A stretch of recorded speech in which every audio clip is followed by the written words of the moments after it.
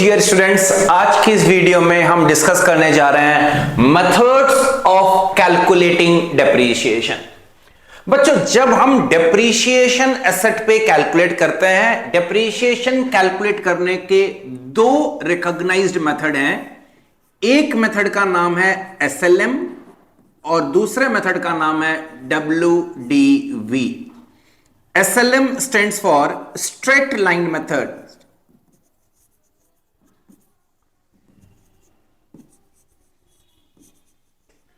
and WDV stands for return down value method। आज हम सीखेंगे इन दोनों मेथड्स में क्या डिफरेंस होता है और किस तरीके से हम दोनों मेथड के तहत डेप्रीशिएशन कैलकुलेट करते हैं। सबसे पहले हम बात करेंगे एसएलएम मेथड की। बच्चों, इस मेथड को हम एसएलएम मेथड इसीलिए बोलते हैं क्योंकि इस मेथड में जो अमाउंट ऑफ डेप्रीशिएशन आता है वो हर साल सेम रहता है। तो अगर मैं डेप्रीशिएशन के अमाउंट का ग्राफिकल प्रेजेंटेशन करता हूं, मान लीजिए अगर मैं एक्स एक्सिस में मेजर करता हूं डेप्रीशिएशन, वाई एक्सिस में मेजर करता हूं डेप्रीशिएशन और एक्स एक्सिस में मेजर करता हूं ईयर्स।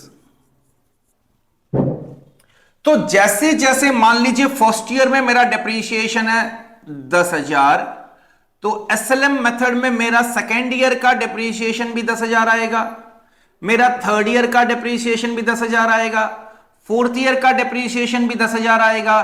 तो जो लाइन फॉर्म होगी डेप्रीशिएशन को ग्राफिकल प्रेजेंटेशन के लिए वो एक स्ट्रेट लाइन फॉर्म होगी पैरेलल टू एक्स एक्सिस। इसीलिए इस मेथड का नाम पड़ा है स्ट्रेट लाइन मेथड। आइए समझते हैं एसएलएम मेथड में डेप्रीशिएशन कैलकुलेट करने का फॉर्मूला क्या होता है।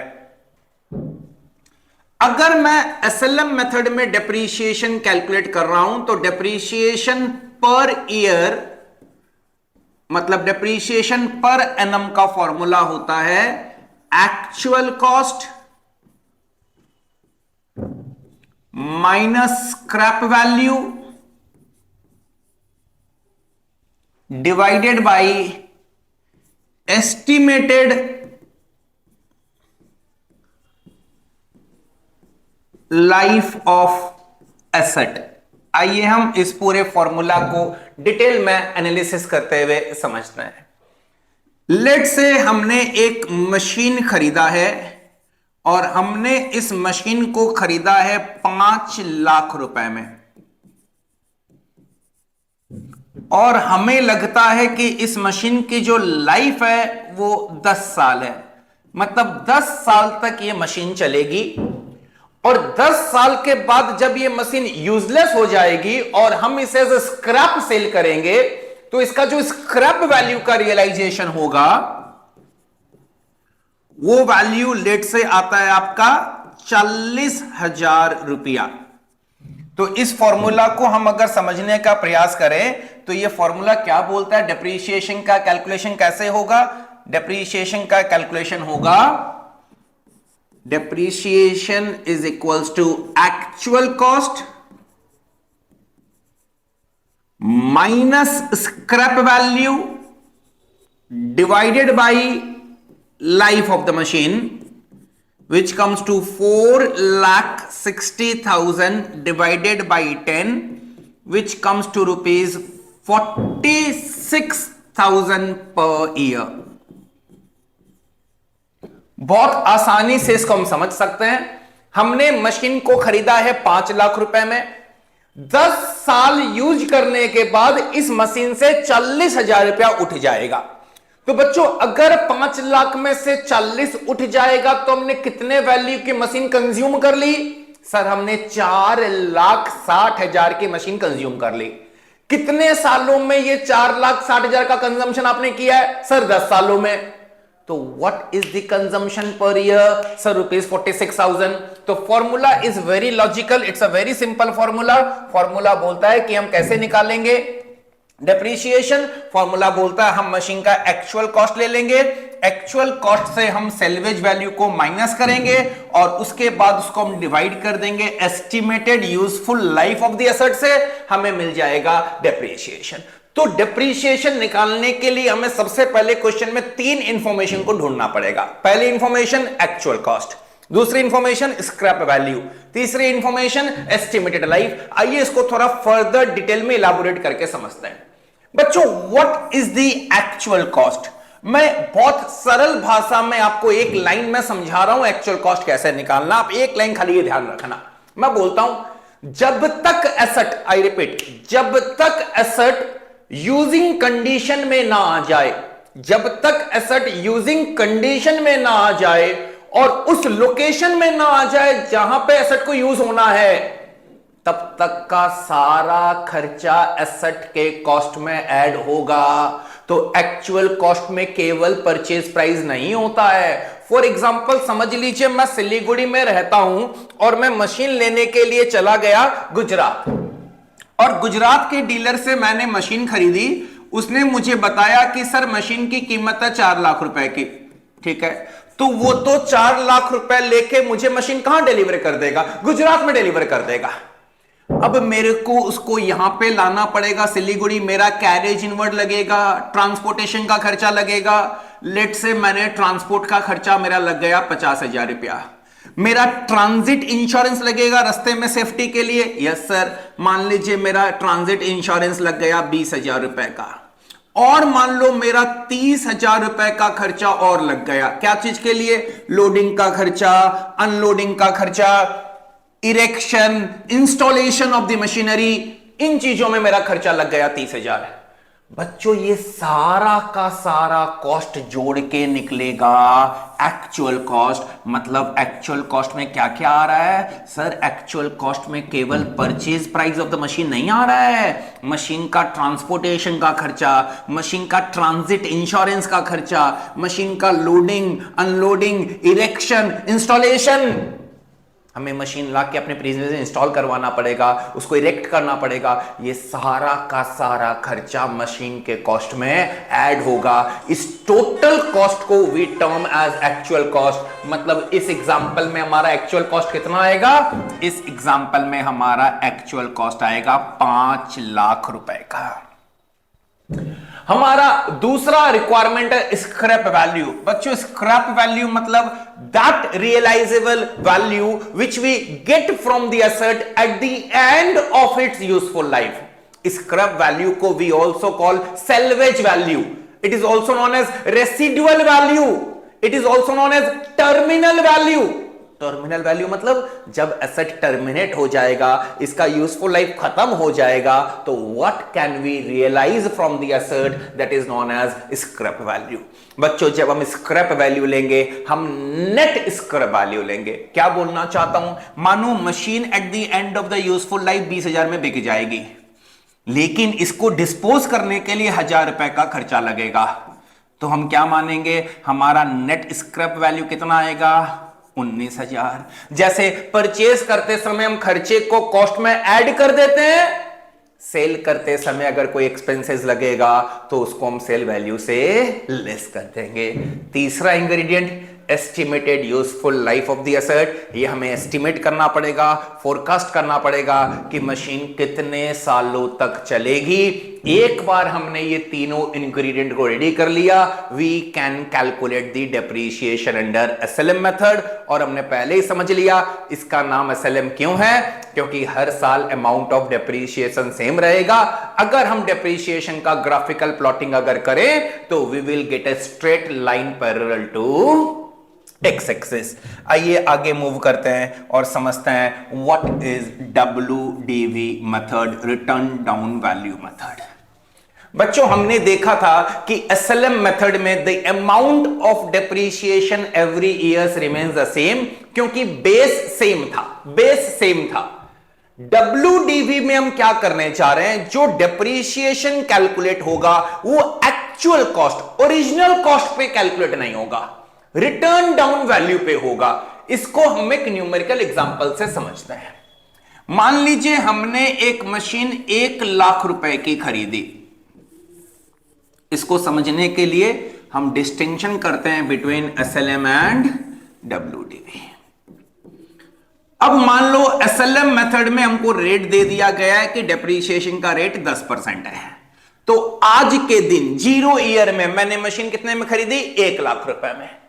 बच्चों जब 1 साल खत्म होगा तो एसएलएम मेथड में हम 10% कितने रुपए पे लगाएंगे? 1 लाख रुपए पे। एक्चुअल कॉस्ट पे मैं लगा दिया 10%, डिप्रीशिएशन कितना आया? 10,000। तो फर्स्ट ईयर एंड के बाद मशीन का वैल्यू कितना हो गया सर? 90,000। अब जब सेकेंड ईयर खत्म होगा, सेकेंड ईयर में जब हम 10% लगाएंगे, 10% वापस 1 लाख पे ही लगेगा, सेम बेस रहेगा।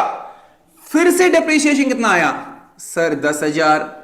मशीन का वैल्यू कितना बन गया? 80,000। थर्ड ईयर खत्म होने के बाद फिर 10% डिप्रीशिएशन लगाएंगे। फिर से किस पे लगाएंगे सर? 1 लाख रुपए पे। 1 लाख का 10% 10,000। मशीन का वैल्यू कितना हो गया? 70,000। तो हमने देखा कि हमारा तीनों साल जो अमाउंट ऑफ डिप्रीशिएशन है दैट रिमेन्स कांस्टेंट।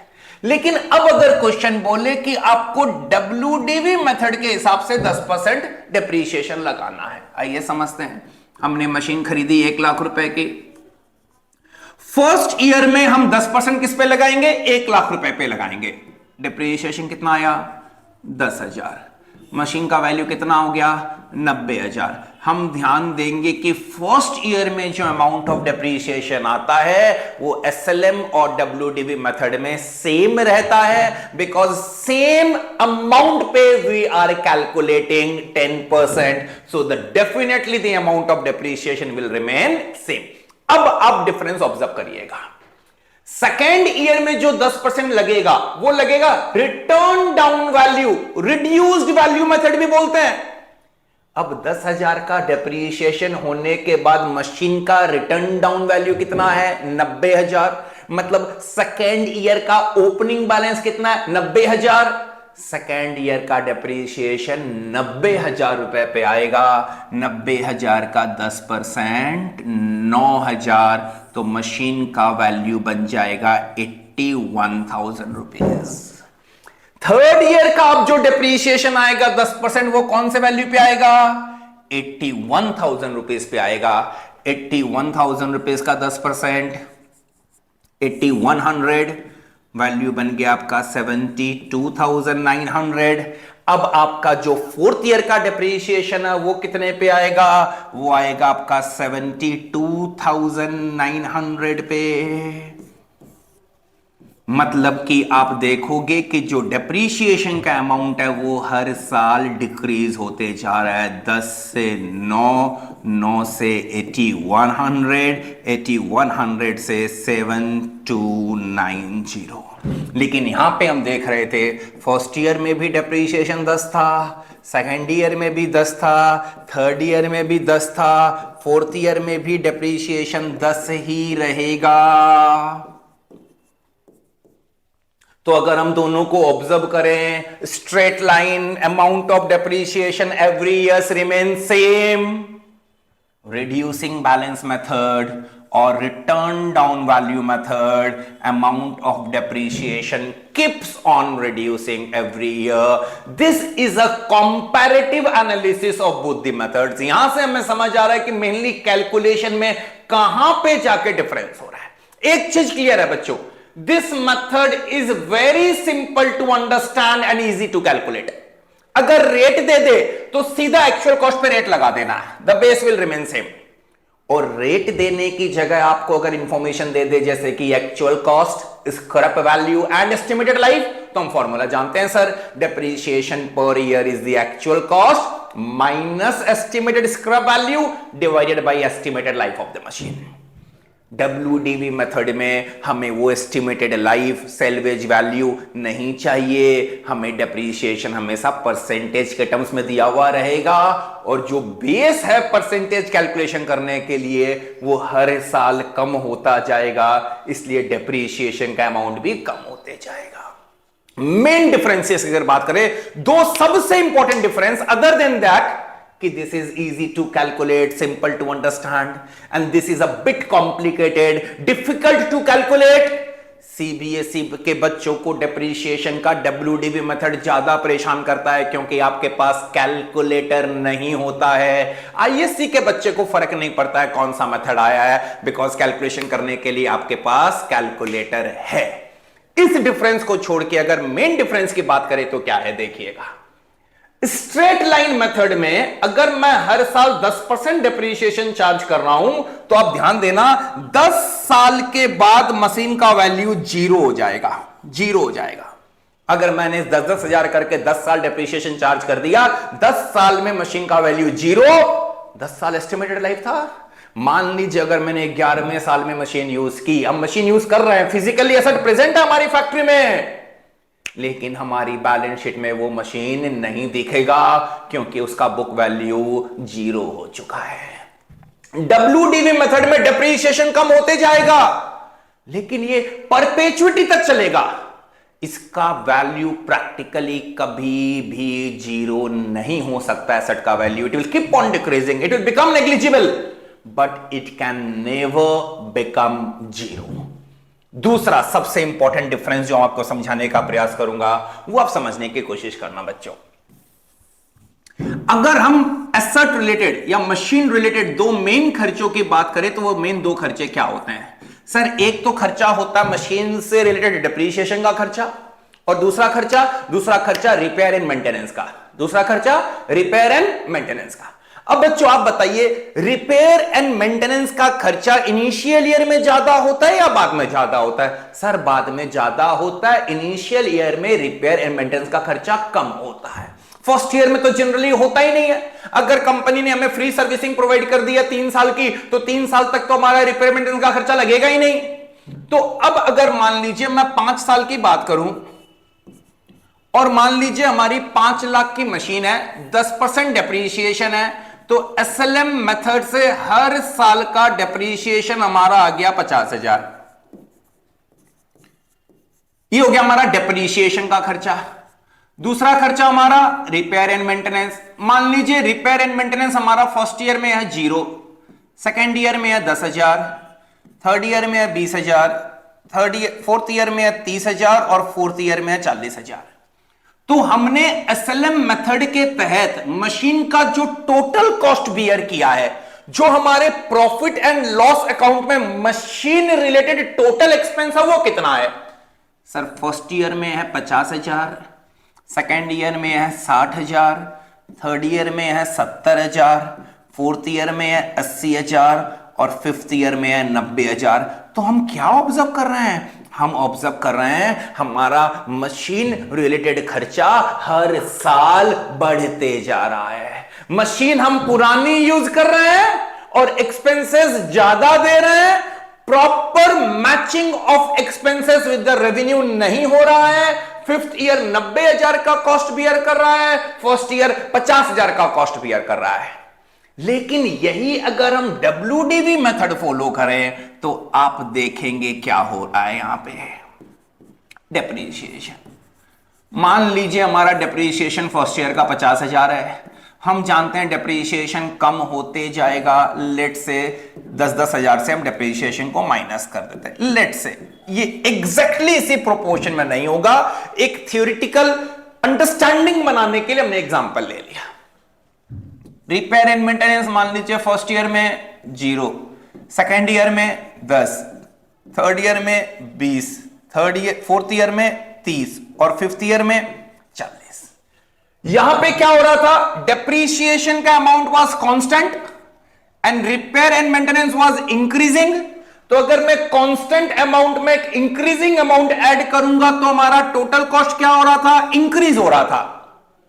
लेकिन यहां पे हमारा डेप्रीशिएशन WDV मेथड में हर साल कम होते जा रहा है, और जैसे जैसे मशीन पुरानी होती जा रही है हमारा रिपेयर एंड मेंटेनेंस बढ़ते जा रहा है।